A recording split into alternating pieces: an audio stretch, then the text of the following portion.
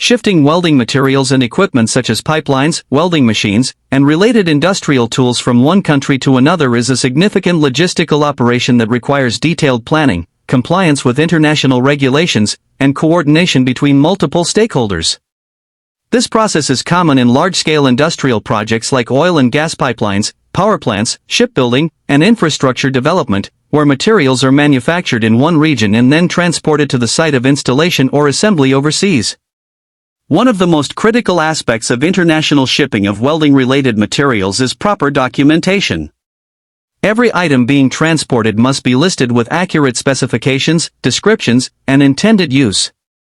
This includes serial numbers, material composition, dimensions, and weight for items like welding machines, pipe spools, electrodes, filler materials, and protective gear. A commercial invoice, packing list, bill of lading, and certificate of origin are essential documents for customs clearance.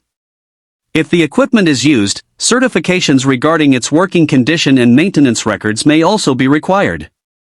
Customs regulations vary from country to country, and each destination may have specific requirements related to safety standards, import duties, and restrictions on certain types of equipment or materials. For example, some countries require that welding machines meet specific voltage or frequency standards before they are allowed to operate. Others may have restrictions on the type of gases used for welding or require certification for pressure-rated components like high-pressure pipelines. Understanding these requirements in advance helps prevent delays at the port and ensures smooth transfer of goods.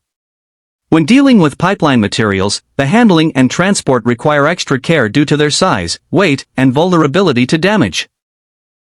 Pipelines can be transported in sections, typically coated or wrapped for corrosion protection.